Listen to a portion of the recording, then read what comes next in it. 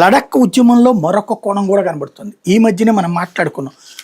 చైనాతో సంక్షోభం వచ్చిన సందర్భంలో మనకు బాగా చైనాతో క్రైసిస్ వచ్చిన గొడవలు వచ్చిన టైంలో మన ఎలక్ట్రిక్ వెహికల్స్కి కావాల్సినట్టు రేర్ ఎర్త్ మినరల్స్కి సంబంధించి ఇబ్బంది పడ్డాం. అయితే ప్రపంచంలో ఉన్న దాదాపు 24 దేశాల నుండి తెప్పించుకుని మేనేజ్ చేసుకున్నాం, నడుస్తోంది. మళ్ళీ ఇప్పుడు చైనాతో సంబంధాలు బలపడ్డాయి కాబట్టి ఏదైతే ఈ రేర్ ఎర్త్ మినరల్స్కి సంబంధించి మన దేశంలోనే క్లియరెన్స్ ఇచ్చేస్తున్నారు కాబట్టి ఇప్పుడు దిగుమతులు నడుస్తున్నాయి అయింది.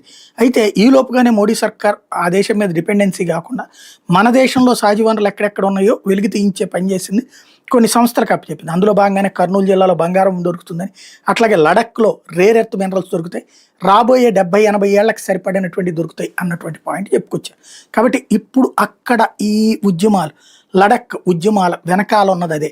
దాన్ని ప్రత్యేక ప్రతిపత్తి కింద పెట్టమంటున్నారు. అంటే అక్కడ పర్మిషన్ వేరే వాళ్ళకి ఎవరికి లేకుండా, అంటే అక్కడ ఉన్న సహజ వనరుల్ని తవ్వడానికి వీలు లేకుండా చేయడం, అంటే భారతదేశ ఎదుగుదలని అడ్డుకోవడం అన్నమాట. ఇప్పుడు ఆ వాంగ్చుక్ అనేటటువంటి వాడి వెనకాల చైనా ఉంది అనడానికి సాక్ష్యం అది. వాడు పాకిస్తాన్కి వెళ్ళాడు మొన్ననే. పాకిస్తాన్లో వెళ్ళినటువంటి సందర్భంలో అక్కడ అదేంటది దాని పర్యావరణ మీటింగ్కి వెళ్ళాడు పాకిస్తాన్కి. ఆ తర్వాతనే వచ్చి ఇక్కడ నిరాదీక్ష కూర్చున్నాడు.